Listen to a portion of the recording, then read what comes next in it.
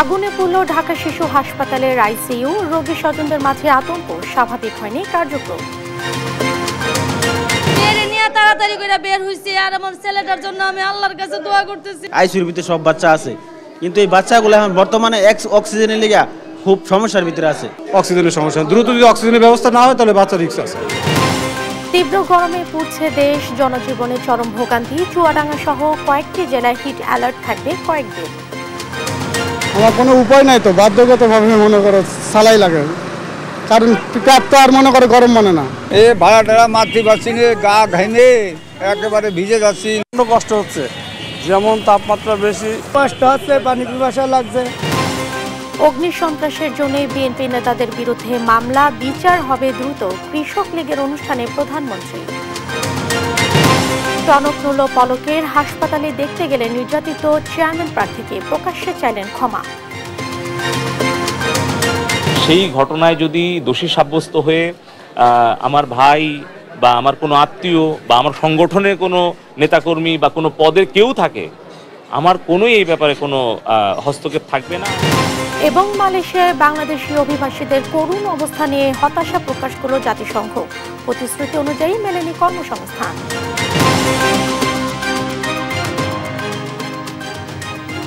সংবাদ রাতে দেখছিলেন একেএস টিএমটি বার সংবাদ শিরোনাম, সঙ্গে আছে আমি জেসিকা আবেদিন। আগুনে পুড়ল রাজধানীর শিশু হাসপাতালে সবচেয়ে স্পর্শকাতর ইউনিট আইসিইউ। ফায়ার সার্ভিসের প্রায় 1 ঘন্টার চেষ্টায় নিয়ন্ত্রণে আসে আগুন। এতে কেউ হতাহত না হলেও পুড়ে গেছে পুরো কার্ডিয়াক আইসিইউ বিভাগ। ফলে চিকিৎসাধীন গুরুতর শিশুদের স্থানান্তর করা হয়েছে অন্য হাসপাতালে। ধারণা করা হচ্ছে এসি থেকে আগুনের সূত্রপাত। ঘটনা তদন্তে কমিটি গঠনের কথা জানিয়েছেন স্বাস্থ্য প্রতিমন্ত্রী। মাইনুদ্দিন আরিফের রিপোর্ট। এই ধ্বংসস্তূপ দেখেই ধারণা করা যায় কি ভয়াবহ আগুনে পুড়েছে রাজধানীর আগারগাঁওয়ের ঢাকা শিশু হাসপাতাল। 1 ঘন্টার আগুনে পুড়ে গেছে হাসপাতালের 5ম তলার পুরো কার্ডিয়াক আইসিইউ বিভাগ। আগুন যখন পুরোপুরি নিয়ন্ত্রণে, তখনও আইসিইউতে থাকা ভেন্টিলেটরগুলো জ্বলছিল নিভু নিভু করে। তবে সিটগুলো পুড়ে ছাই। এসি দেখে বোঝা যায় ঘটনা কত ভয়াবহ। এটা কিছু জানি না, এনে কেউই ছিল না, খালি দাও দাও করে ওইটার ভিতর আগুনটা ধরে উঠছে। মেরে নিয়ে তাড়াতাড়ি করে বের হইছি আর আমার ছেলেটার জন্য আমি আল্লাহর কাছে দোয়া করতেছি, আল্লাহ নি তার হায়াত নেক, হায়াত বাড়াই দে। 5 তলার আইসিইউ থেকে প্রথমত আগুনটা লেগেছে, ঠিক আছে? লাগার পর আমি সাথে সাথে ফায়ার সার্ভিসকে কল দিছি। আগুন দেখে দিক বিদিক ছুটাছুটি শুরু করেন রোগীর স্বজনরা। ডাক্তার, আনসার এবং রোগীর স্বজনদের সহযোগিতায় আইসিইউতে থাকা শিশুদের দ্রুত সরিয়ে নেওয়া হয় হাসপাতালের অন্য বিভাগে। আগুন লাগছে আপনার 5 তলায়, আমরা 4 তলায় 5 তলায়, কিন্তু আমগো বাচ্চা তো আপনার এই লাইফ সাপোর্ট আছে, আইসিইউর ভিতরে সব বাচ্চা আছে, কিন্তু এই বাচ্চাগুলো এখন বর্তমানে অক্সিজেনের লেগে খুব সমস্যার ভিতরে আছে। লাগছে তখন বাচ্চাদের হিমোডায়ালিসিস চলতেছে অলরেডি, তখন বিদ্যুৎ অফ করে দিয়েছে, এখন আইপিএসের মাধ্যমে ডায়ালিসিস সম্পন্ন করছে, এখন বাচ্চা অক্সিজেনের সমস্যা। শিশুদের নিয়ে অনেক অভিভাবক হাসপাতালের বাইরের ফ্লোরেও অবস্থান নেন। এ সময় প্রচন্ড গরমে ভোগান্তিতে পড়ে শিশুরা।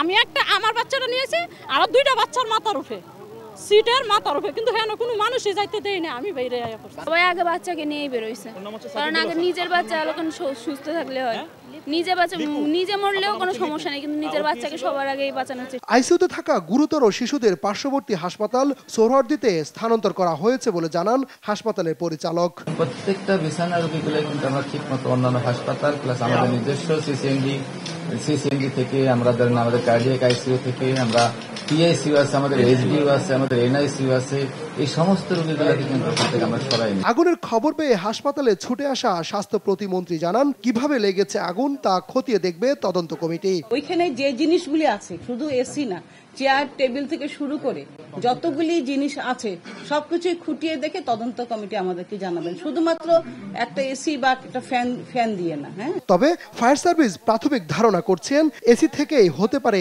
আগুনের সূত্রপাত। আমরা কোনো হতাহত পাইনি, প্রথমেই থেকেই ভিতরেও আটকা পড়ে যারা ছিল দ্রুত বের হতে সক্ষম হয়েছে, আমরা ওদেরকে বের করেছি এবং সেক্ষেত্রে ভিতরেও আগুন নির্বাপন পরবর্তী সময়ে আমরা পুরোটা সার্চ করে দেখেছি। ফায়ার সার্ভিসের 1 ঘন্টার চেষ্টায় দুপুর 1:30টায় লাগায় আগুন নিয়ন্ত্রণে আসে 2:40 মিনিটে। আগুন নিয়ন্ত্রণে ফায়ার সার্ভিসের সঙ্গে যুক্ত হয় নৌবাহিনীও। মাইনুদ্দিন আরিফ, দেশ টিভি, ঢাকা। দেশ জুড়ে প্রতিদিনই বাড়ছে গরমের তীব্রতা, এতে অতিষ্ঠ জনজীবন। জেলায় জেলায় হিট অ্যালার্ট জারি করে চলছে মাইকিং। আবহাওয়ার এমন বিরূপ প্রভাবে সবচেয়ে বেশি দুর্ভোগে নিম্ন আয়ের খেটে খাওয়া মানুষ। হাসপাতালগুলোতেও বাড়ছে রোগী। আসছে সপ্তাহে তাপদাহ আরও বাড়বে এমন পূর্বাভাস দিয়েছে আবহাওয়া অফিস। সহকর্মী মাইনুদ্দিন আরিফ, খায়রুজ্জামান সেতু ও মীর শিশিরকে সঙ্গে নিয়ে আরও জানাচ্ছেন জুবাইর রাজিন। বৈশাখের খরতাপে পুড়ছে দেশ। মেহেরপুরে গরমের তীব্রতা এতটাই বেশি যে অনেক সড়কে গলে গেছে পিচ। ভ্যাপসা গরমে হাঁসফাঁস অবস্থা শ্রমজীবী মানুষের। ক্লান্ত দেহে কিছুটা জিরিয়ে নেয়ার চেষ্টা। অনেকে ভিড় করছেন সড়কের পাশের শরবতের দোকানগুলোতে। তীব্র তাপদাহে সবচেয়ে বিপাকে নিম্ন আয়ের খেটে খাওয়া মানুষ। লোক তো গরমে অতিষ্ঠ যাচ্ছে, ভাড়া তো তেমন নেই, লোকে আসলে ক্লান্ত হয়ে যাচ্ছে, লোকে রাস্তাঘাটে চলতে পারতেছে না, এতটা অতিরিক্ত গরম পড়তেছে। যে তাপ রোদের, আমি এখন বাড়ি চলে যাচ্ছি। এত পরিমাণ তাপমাত্রা যে গা হাত পা পুরো জ্বালা পোড়া শুরু হয়ে গেছে। অন্যান্য বছরের থেকে তাপমাত্রা অনেক বেশি। 4 দিন ধরেই দেশের সর্বোচ্চ তাপমাত্রা চুয়াডাঙ্গায়। শুক্রবার এ জেলায় তাপমাত্রা রেকর্ড করা হয় 41.3 ডিগ্রি। তীব্র তাপদাহ নিয়ে 2 দিন ধরেই হিট অ্যালার্ট জারি করে চলছে মাইকিং। রাজধানী ঢাকাতেও পাল্লা দিয়ে বাড়ছে গরমের তীব্রতা। খুব বেশি প্রয়োজন ছাড়া ঘরের বাইরে বের হচ্ছেন না কেউই। আমার কোনো উপায় নাই তো, বাধ্যগতভাবে মনে করো সালাই লাগে, কারণ পিকআপ তো আর মনে করে গরম মানে না। অন্যান্য বছরের থেকে এবার ধরেন ঢাকায় প্রচুর গরম পড়তেছে, আর হিউমিডিটিও অনেক বেশি, এর জন্য ধরেন ঘামও শোকাচ্ছে না, আর বেশি অস্বস্তিটা ফিল হচ্ছে বেশি। এখন কি করবো, আমাদের তো এখন চলতে হবে, গরম হইলে তো করার নাই কিছু। খুলনা অঞ্চলে আপাতত বৃষ্টির সম্ভাবনা নেই। আবহাওয়া অফিস বলছে আসছে সপ্তাহে তাপমাত্রা আরও বাড়বে। এই এপ্রিল মাস যেহেতু উত্তপ্ত মাস এবং এই সময় প্রকৃতি একটু বিরূপ থাকে, এবং এই যে বিদ্যমান তাপপ্রবাহ সেটা এপ্রিল জুড়েই অব্যাহত থাকার সম্ভাবনা রয়েছে। তবে কোথাও কোথাও এই তাপপ্রবাহের আওতাধীন এরিয়া 21 তারিখের পর কোথাও কোথাও বিশেষ করে সিলেট, ময়মনসিংহ এবং চট্টগ্রামের কিছু অংশে কমে যেতে পারে। প্রচণ্ড গরমে রাজধানী সহ দেশের বিভিন্ন জেলায় হাসপাতালগুলোতে বেড়েছে রোগীর চাপ। জুবাইর রাজিন, নিউজ ডেস্ক, দেশ টিভি। বিএনপি নেতাকর্মীদের বিরুদ্ধে কোনো মামলাই রাজনৈতিক নয়। কৃষক লীগের প্রতিষ্ঠা বার্ষিকীতে গণভবনে নেতাদের সঙ্গে শুভেচ্ছা বিনিময়ের সময় এ কথা বলেন আওয়ামী লীগ সভাপতি ও প্রধানমন্ত্রী শেখ হাসিনা। সন্ত্রাস, নৈরাজ্য আর অগ্নিসন্ত্রাসের মতো অপরাধেই মামলা হয়েছে জানিয়ে তিনি বলেন, এগুলো দ্রুত শেষ করা উচিত। জয় যাদবের রিপোর্ট। প্রতিষ্ঠার 52 বছর পূর্তিতে কৃষক লীগের সাংগঠনিক নেত্রী প্রধানমন্ত্রী শেখ হাসিনাকে ফুল দিয়ে শুভেচ্ছা জানান আওয়ামী লীগের এই সহযোগী সংগঠনের কেন্দ্রীয় নেতারা। শুক্রবার সকালে গণভবনে শুভেচ্ছা বিনিময় শেষে শেখ হাসিনা 2001-এর নির্বাচন পরবর্তী বিএনপি জামাত জোটের সহিংসতার চিত্র তুলে ধরেন। বলেন, সেই ধরনের কোনো প্রতিশোধ নেয়নি আওয়ামী লীগ। তাদের ভাগ্য ভালো যে আমরা ক্ষমতা আছে, আমরা ওইভাবে তাদের মতো প্রতিশোধমূলক না দেখে এখনো কথা বলার সুযোগ পাই। নেতাকর্মীদের মামলার সংখ্যা নিয়ে বিএনপির নেতারা যা বলছেন তার সাথে ভিন্ন মত পোষণ করেন শেখ হাসিনা। 60 তো আমাদের ধারণ ক্ষমতাও নেই জেলে, তারপর যদি বাদ দিয়ে যতজন ধারণ ক্ষমতা যত জেলে আছে যারা, তার মানে তারা সবাই বিএনপির ক্রিমিনাল, এটাই তো তারা বলতে চাচ্ছে। তার মানে বাংলাদেশের যত অপরাধ সে অপরাধের সবই করে বিএনপি। প্রধানমন্ত্রী জানান, বিএনপির নেতাকর্মীদের বিরুদ্ধে কোনো মামলাই রাজনৈতিক মামলা নয়। আজকে তাদের সব জায়গায় কান্নাকাটি কি আমাদের বিরুদ্ধে মামলা, তোদের জিজ্ঞেস করতে হয় যে মামলাগুলি কিসের মামলা। ওদের মধ্যে কোনো মামলা তো পলিটিক্যাল মামলা না, প্রত্যেকটা মামলা হচ্ছে অগ্নিসন্ত্রাসের মামলা। তারা মানুষ হত্যা করেছে আগুন দিয়ে। এই তো 28 অক্টোবর যে ঘটনা তারা ঘটালো, এই নির্বাচন ঠেকাতে যে রেলে আগুন দিয়ে যে মা শিশুকে পুড়িয়ে মারলো, তো যারা এগুলি করবে তাদের মধ্যে মামলা হবে না? তাদেরকে কি মানুষ পূজা করবে? তবে এই মামলাগুলি আরও দ্রুত শেষ করে এগুলির শাস্তিগুলি আরও দিয়ে দেওয়া উচিত, তাহলে এই কান্নাকাটি কমতে পারবে। এ সময় কৃষি উৎপাদন ব্যবস্থা সমবায় ভিত্তিক করার পরামর্শ দেন সরকার প্রধান। আমাদের ওই সমবায় ফিরতে হবে, সমবায় করতে হবে। যার যার জমি থাকবে, ফসল উৎপাদন যখন হবে, উৎপাদিত ফসলের একটা অংশ মালিকরা পাবে, যে শ্রম দেবে আমার কিষানি তারা পাবে একটা অংশ, আর একটা অংশ থাকবে সরকারের কাছে ওই সমবায়ের মাধ্যমে যেন এই সমস্ত কৃষি উপকরণগুলি অর্থাৎ সার, বীজ বা সেচ এবং চাষ করা, ধান কাটা, এই সব কিছু ব্যবস্থা এর মাধ্যমে হবে। বিশ্বের নানা প্রান্তে চলছে যুদ্ধ, এজন্য নিজেদের খাদ্য উৎপাদন বাড়ানোর তাগিদ দিলেন প্রধানমন্ত্রী। বলেন, পরনির্ভরশীলতা কমিয়ে হতে হবে সাশ্রয়ী। আমাদের উৎপাদন বাড়াতে হবে, আপৎকালীন সময় মজুদ রক্ষা করতে হবে, সাশ্রয়ী হতে হবে।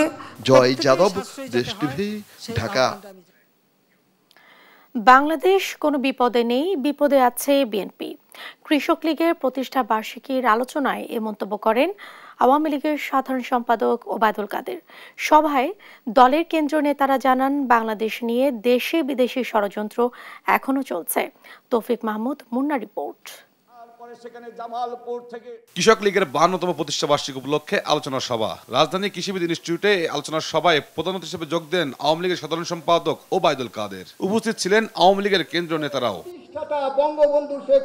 নির্বাচন শেষ হলেও দেশি বিদেশি ষড়যন্ত্র অব্যাহত আছে উল্লেখ করে কেন্দ্রীয় নেতারা নেতাকর্মীদের প্রস্তুত থাকার নির্দেশনা দেন। আজকে কৃষক লীগ অত্যন্ত শক্তিশালী একটা সংগঠনে রূপান্তর হয়েছে। সেই সংগঠনকে আরো শক্তিশালী শক্তি অর্জন করে আমাদের প্রত্যেকটি ওয়ার্ড, ইউনিয়ন, থানা পর্যায়ে আমাদের শক্তিশালী সংগঠন গড়ে তুলে যে কোনো ষড়যন্ত্র এবং চক্রান্ত যাতে আমরা মোকাবেলা করতে পারি, আর সেই ষড়যন্ত্রকারী চক্রকারীদের দাঁত ভাঙা আমরা জবাব দিতে পারি, তার জন্য আমাদের প্রস্তুত থাকতে হবে। সেই বিএনপি জামাতিদের, দুঃশাসকদের, দুঃসময়ের দুর্নীতিবাজদের, দুঃসময়ে মানুষের দুঃখ বেদনাকে পুঁজি করে যারা রাজনৈতিক ফায়দা লুটতে চায়, যারা দেশের মানুষের জন্য আশীর্বাদ নয় অভিশাপ হিসাবে বারবার আবির্ভূত হয়। আওয়ামী লীগ সাধারণ সম্পাদক জানান, কৃষক লীগের গুলশান বাড়িধারায় থাকার দরকার নেই। আমি তো মনে করি না বাংলাদেশ কৃষক লীগের ধানমন্ডি শাখা, বনানী শাখা, গুলশান শাখা, বাড়িধারা শাখা এসবের কোনো প্রয়োজন আছে বলে আমি মনে করি না। এক সময় এমনও ছিল, শুনতাম কুয়েতে কৃষক লীগ, কাতারে কৃষক লীগ। বিএনপি বিপদে আছে উল্লেখ করে ওবায়দুল কাদের বলেন, বিএনপির কর্মীরাও দলটির ভবিষ্যৎ নিয়ে এখন চিন্তিত। নিজেরা বিপদে আছে, দেশকে বলে বিপদে আছে, বাংলাদেশ বিপদে। শেখ হাসিনা যতক্ষণ আছে ইনশাআল্লাহ বাংলাদেশ তার যথাযথ উচ্চতায় অধিষ্ঠিত। দেশের অর্থনীতি বাঁচাতে কৃষককে বাঁচাতে হবে বলে জানান ওবায়দুল কাদের। তৌফিক মাহমুদ, মুন্না, দেশ টিভি, ঢাকা। এদিকে বিএনপি নেতাকর্মীদের বিরুদ্ধে সরকারি নাশকতার মামলা দিচ্ছে বলে দাবি করেছেন দলটির নেতারা। সকালে জাতীয় প্রেস ক্লাবের সামনে এক অবস্থান কর্মসূচিতে এ কথা জানান তারা। হুঁশিয়ারি দেন, ক্ষমতায় ফিরলে আওয়ামী লীগ নেতাকর্মীদেরও ছাড় দেয়া হবে না। সাইফুল রিপনের রিপোর্ট। বিএনপি ও এর সহযোগী অঙ্গ সংগঠনের নেতাকর্মীদের মুক্তির দাবিতে শুক্রবার সকালে জাতীয় প্রেস ক্লাবের সামনে অবস্থান কর্মসূচির আয়োজন করে জিয়া প্রজন্ম দল জেপিডি। গণতন্ত্রকে হত্যা করে একদলীয় শাসন ব্যবস্থা কায়েম করেছে। এতে যোগ দিয়ে নেতারা অভিযোগ করেন, বিদেশিদের প্রশ্রয় দিতেই বিএনপি চেয়ারপারসন খালেদা জিয়াকে কারাবন্দী করে রাখা হয়েছে। বলেন, দেশের মানুষ 7 জানুয়ারির ভোট প্রত্যাখ্যান করলেও ক্ষমতাসীনরা মিথ্যাচার করছে। এই দেশকে বিদেশি প্রভুদের হাতে যেন প্রশ্রয় দেওয়া যায়। আমার নেত্রীকে দীর্ঘদিন তার অন্তরীণ রাখার অন্যতম কারণ হচ্ছে এই দেশ থেকে হাজার হাজার কোটি টাকা বিদেশে যেন পাচার করা যায়। গত 7 তারিখে নির্বাচন হয়েছে, একটি দামি নির্বাচন, সেখানে ভোট হয়নি। তারপরেও এই সরকার তাহা মিথ্যা কথা হতে তাদের সাবেক সদস্য সম্পাদক ওবায়দুল কাদের তারা নাকি ভোটে নির্বাচিত। এদেশের মানুষ আর ধাপ্পাবাজি রাজনীতি পছন্দ করে না। ঢাকা মহানগর দক্ষিণ বিএনপির আহ্বায়ক বলেন, নেতাকর্মীদের কারাগারে নিয়ে আন্দোলন দমানো যাবে না। আজকে কার নামে মামলা নাই? বিএনপি করলে যে মরে গেছে, যে কবরে চলে গেছে, তার নামেও মামলা আছে। যে কবরে চলে গেছে তারও সাজা দেওয়া হয়েছে। যতদিন পর্যন্ত মানুষের ভোটের অধিকার না আসবে, মানুষের গণতান্ত্রিক অধিকার ফিরে না পাবে ততদিন বিএনপি আন্দোলন করেই যাবে। আওয়ামী লীগকে বাইরে রেখে বিএনপিকে জেলে রেখে এই দেশে শান্তি আসবে না।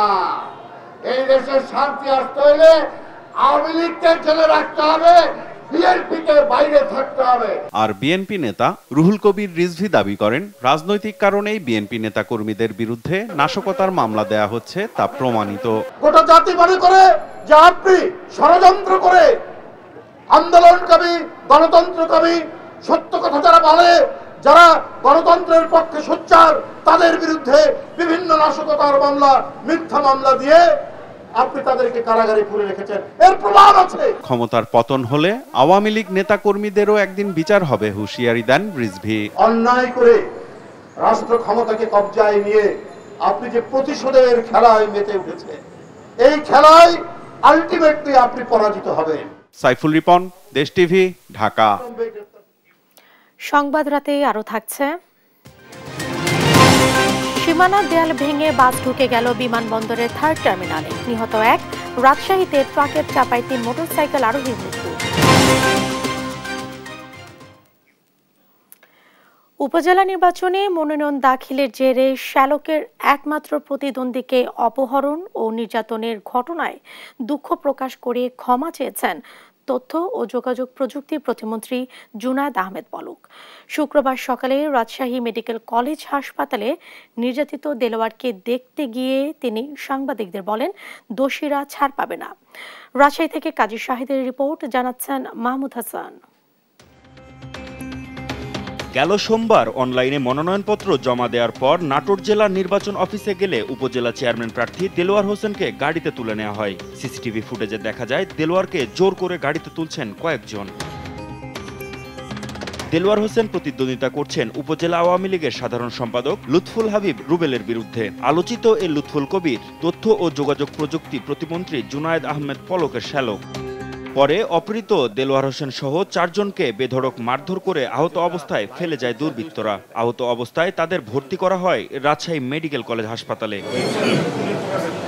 চিকিৎসাধীন উপজেলা চেয়ারম্যান প্রার্থী দেলোয়ার হোসেনকে দেখতে শুক্রবার সকালে রামেক হাসপাতালে যান প্রতিমন্ত্রী পলক। দেলোয়ার সহ 4 জনের চিকিৎসার খোঁজ খবর নিয়ে চিকিৎসা ব্যয় বহনের প্রতিশ্রুতি দেন তিনি। যিনি আহত হয়েছেন দেলোয়ার হোসেন পাশা ভাই, তার চিকিৎসার জন্য আমি দেশের বাইরে থেকেই আমাদের রাজশাহী মেডিকেল কলেজের অত্যন্ত সুযোগ্য দায়িত্বশীল পরিচালক শামীম ভাইয়ের সাথে যোগাযোগ করি এবং উনি খুব আন্তরিকতার সাথে বরাবরের মতোই আমাদের রাজশাহী মেডিকেল কলেজের হাসপাতালের দায়িত্বশীল যারা চিকিৎসকবৃন্দ আছে তারা দ্রুত তাকে আইসিইউতে নেন। এ ঘটনায় জড়িতদের কোনো ছাড় দেওয়া হবে না বলেও জানান তিনি। প্রাথমিক যে তথ্য প্রমাণ, ভিডিও ফুটেজ এবং আদালতে যে আইনগত যে স্বীকারোক্তি, তো তার ভিত্তিতে পুলিশ অনুসন্ধান করছে, তদন্ত করছে। তার প্রেক্ষিতে যাই তদন্তে আসবে, যারাই এর সাথে জড়িত থাকবে, তাদের বিরুদ্ধে পুলিশ নিরপেক্ষভাবে কোনো প্রভাব খাটাবে না, কেউ প্রভাব মুক্তভাবে তারা ব্যবস্থা নেবে। সেই ঘটনায় যদি দোষী সাব্যস্ত হয়ে আমার ভাই বা আমার কোনো আত্মীয় বা আমার সংগঠনের কোনো নেতাকর্মী বা কোনো পদের কেউ থাকে, আমার কোনোই এই ব্যাপারে কোনো হস্তক্ষেপ থাকবে না। অপহরণের পেছনে প্রতিমন্ত্রী পলকের শ্যালক রুবেলের হাত আছে বলে আদালতে স্বীকারোক্তিমূলক জবানবন্দি দিয়েছেন গ্রেপ্তারকৃতরা। নিউজ ডেস্ক, দেশ টিভি। দেখছেন সংবাদ রাত। মালয়েশিয়ায় বাংলাদেশি অভিবাসীদের মানবেতর জীবনযাপন নিয়ে হতাশা প্রকাশ করেছে জাতিসংঘ। একই সঙ্গে অবৈধ উপায়ে দেশটিতে শ্রমিক নিয়োগে কাজ করা নেটওয়ার্কগুলোর বিরুদ্ধে তদন্তেরও আহ্বান জানানো হয়েছে। এক বিবৃতিতে জাতিসংঘ বলছে, কর্মসংস্থানের আশায় সরকারের নিয়ম মেনেই দেশটিতে যান অনেক বাংলাদেশি, তবে প্রতিশ্রুতি অনুযায়ী মেলেনি কর্মসংস্থান। এতে চরম বিপাকে তারা। অনেকের ভিসার মেয়াদ শেষ করতে বাধ্য করা হয়। ফলে এই অভিবাসীরা গ্রেফতার, আটক, দুর্ব্যবহার এবং নির্বাসনের ঝুঁকিতে পড়েছেন। এই অবস্থায় বাংলাদেশি শ্রমিকদের যেন কোনো শোষণ ও মানবাধিকার লঙ্ঘন করা না হয়, এজন্য প্রয়োজনীয় ব্যবস্থা নিতে বলেছে জাতিসংঘের মানবাধিকার বিষয়ক বিশেষ প্রসিডিওর্স। রাজধানীতে এবার বেপরোয়া গতির বাসের ধাক্কায় শাহজালাল আন্তর্জাতিক বিমানবন্দরের 3rd টার্মিনালের বাউন্ডারি ভেঙে প্রাণ গেল একজনের। নিহত মাইদুল ইসলাম সিভিল এভিয়েশনের সিনিয়র সাব অ্যাসিস্ট্যান্ট ইঞ্জিনিয়ার। প্রত্যক্ষদর্শীরা জানান, শুক্রবার সকাল 10টার দিকে রায়দা পরিবহনের বাসটি নিয়ন্ত্রণ হারিয়ে টার্মিনালের নিরাপত্তা বাউন্ডারি ভেঙে ভেতরে ঢুকে যায়। এই সময় সড়কে থাকা একটি মোটরসাইকেলকে চাপা দেয় বাসটি। এতে গুরুতর আহত ওই মোটরসাইকেলের চালককে কুর্মিটোলা জেনারেল হাসপাতালে নেওয়া হলে কর্তব্যরত চিকিৎসক তাকে মৃত ঘোষণা করেন। এই ঘটনায় এখনো কাউকে আটক করা যায়নি, তবে বাসটিকে জব্দ করা হয়েছে। এ বিষয়ে আইনি প্রক্রিয়া চলমান বলছে পুলিশ।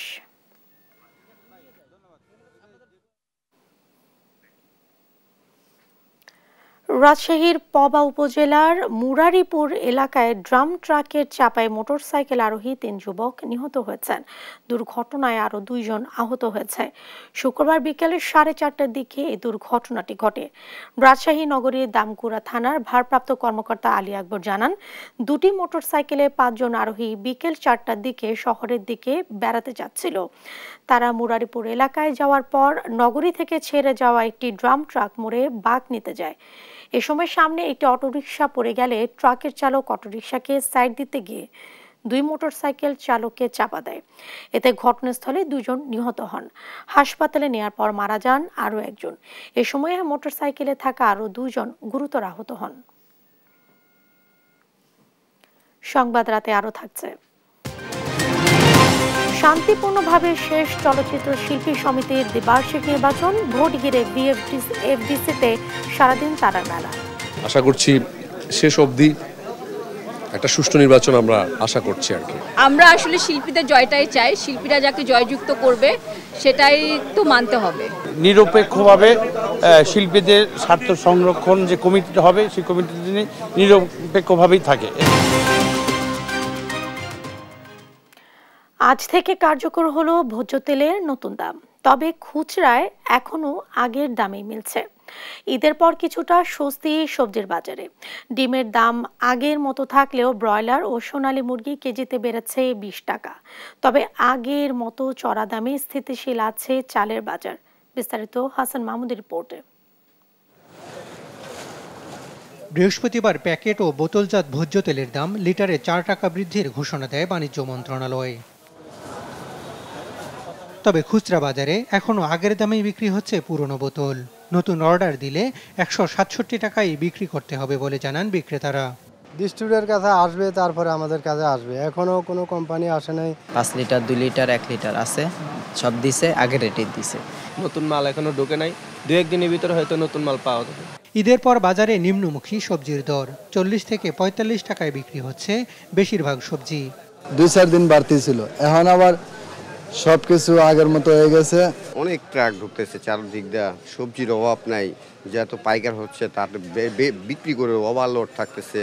তবে সরবরাহ বেশি থাকার পরও এমন দামে অখুশি ক্রেতারা। খুচরা বাজারের এই দামকেও অস্বাভাবিক বলছেন তারা। সরবরাহ দেখেন প্রচুর আছে, কিন্তু সরবরাহ থাকার পরও এখন দাম অত্যাধিক বেশি। রমজান বাইরে যাওয়ার পরে কমা দরকার, সেই কমাটা কবে নিতে। আর সব ধরনের মাছে কেজিতে 20 থেকে 30 টাকা বেড়েছে। এমন দাম বৃদ্ধির কোনো কারণ দেখছেন না ক্রেতারা। ডিমের দাম 120 টাকা থাকলেও ব্রয়লার মুরগি বিক্রি হচ্ছে 130 টাকায়। ঈদের 1 সপ্তাহ আগে যেরকম ছিল এখনো তাই আছে, দাম কমে না। প্রতি কেজি মালে 15-20 টাকা পার কেজি বেশি। আবার 1 সপ্তাহ পর আবার স্থিতিশীল হয়ে যাবে, মালটা দামি হবে, আবার দাম কমে যাবে। ছোট ছোট মাছ নিলাম, চিংড়ি মাছ 1050 এরকম দাম। মাছের দাম প্রচুর, মনে হয় একটা সিন্ডিকেট, একজন চাইলে ওইটাই দিতে হয়। চালের দামও স্থিতিশীল, ঈদের পর আর দাম বাড়েনি বলে জানান বিক্রেতারা। তবে চালের ধরন ও দাম লেখা বস্তা এখনো মিলছে না বাজারে। চালের দাম আগের মতনই আছে, 28 চাউল আমরা ঈদের আগে যেরকম বিক্রি করছি এখন ওরকম বিক্রি করতেছি। আমাদের কোনো সমস্যা নেই, আমাদের জন্য আরো ভালো হবে, গাড়ি থাকলে আমাদের বিক্রি করতে সহজ হবে আরো। ঈদের পর আলু ও পেঁয়াজ কেজিতে বেড়েছে 10 টাকা, আর আদা রসুন বেড়েছে 20 টাকা। হাসান মাহমুদ, দেশ টিভি, ঢাকা। প্রিমিয়ার ব্যাংকের প্রথম প্রান্তিক ব্যবসায়িক পর্যালোচনা সম্মেলন অনুষ্ঠিত হয়েছে। শুক্রবার রাজধানীর একটি অভিজাত হোটেলে ওই সম্মেলন অনুষ্ঠিত হয়। ব্যাংকটির এমডি ও সিইও এম রিয়াজুল করিমের সভাপতিত্বে অনুষ্ঠানে প্রধান অতিথি ছিলেন ব্যাংকের পরিচালনা পর্ষদের chairman doctor HBM Iqbal. Bank chairman 2024 সালের প্রথম প্রান্তিকে ব্যাংকের সামগ্রিক বৃদ্ধি ও উন্নয়নের সকল শাখা পরিচালক ও জোনাল হেডদের প্রতি কৃতজ্ঞতা প্রকাশ করেন। সাফল্যের ধারাবাহিকতা এগিয়ে নিতে সকলকে পেশাদারিত্বের সঙ্গে ভূমিকা রাখারও আহ্বান জানান তিনি। এই সম্মেলনে ব্যাংকটির বিভিন্ন বিভাগের প্রধানগণ ছাড়াও কর্মকর্তারাও উপস্থিত ছিলেন।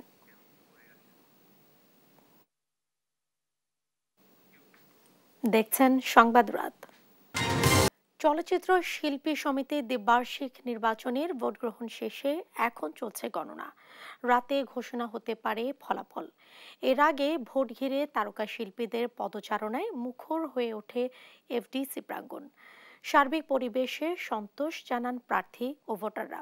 আরও জানাচ্ছেন জুবাইর রাজিন। শুক্রবার সকাল 9:30টায় শিল্পী সমিতির কার্যালয়ে ভোট গ্রহণ শুরু হয়। দুপুরে বিরতি দিয়ে সন্ধ্যা 6:30 পর্যন্ত চলে ভোট গ্রহণ। এর আগে সকাল থেকে নায়ক নায়িকা সহ শিল্পীরা আসতে থাকে এফডিসি প্রাঙ্গণে। তবে সকালে ভোটার উপস্থিতি কম থাকলেও সময় বাড়ার সঙ্গে সঙ্গে এফডিসি প্রাঙ্গণ হয়ে ওঠে তারকায় পরিপূর্ণ। নির্বাচনের পরিবেশ নিয়ে সন্তুষ্টি প্রকাশ করেন সিনে অঙ্গনের তারকারা। দুপুর গড়িয়ে বিকেল হতেই এফডিসি প্রাঙ্গণে প্রবেশ করতে থাকেন চিত্রনায়ক অনন্ত জলিল, আমিন খান, চিত্রনায়িকা ববিতা, মাহিয়া মাহি সহ সবিজের নামিদামি তারকারা। পরিবেশ খুবই ভালো এবং আমার কাছে একদম স্টার্টিং থেকে শুরু করে এখন এই পর্যন্ত পুরোপুরি এখনো ঢুকতে পারিনি, বাট যতটুকু এসছে আমার কাছে মনে হয় যে খুবই সুষ্ঠু এবং সুন্দরভাবে নির্বাচন হচ্ছে। এবং নির্বাচনের পরিবেশ নিয়ে সন্তুষ্টি প্রকাশ করেন দুই প্যানেলের প্রার্থীরা। যাকেই ফোন করে যার কাছেই ভোট চাই সেই তো বলে যে ভোট দিব। এখন বাকিটা দেখা যাক, ভোটারদের উপরে নির্ভর করবে, কারণ কেউ এখনো পর্যন্ত হতাশ করেনি। সবাই বলছে যে ইনশাআল্লাহ ভোট দিব। আমরা আসলে শিল্পীদের জয়টাই চাই, শিল্পীরা যাকে জয়যুক্ত করবে সেটাই তো মানতে হবে। মিশা সওদাগর দীপজল সাহেবের প্যানেল, এই প্যানেলটি যদি জয়যুক্ত হয় তাহলে ইন্ডাস্ট্রির জন্য, আমাদের চলচ্চিত্র শিল্পীর জন্য অনেকটাই উপকার বয়ে আনবে। এবার প্রধান নির্বাচন কমিশনার হিসেবে দায়িত্ব পালন করছেন প্রযোজক খোরশেদ আলম খসরু। এবার মোট ভোটার 570 জন। জুবাইর রাজিন, দেশ টিভি, ঢাকা।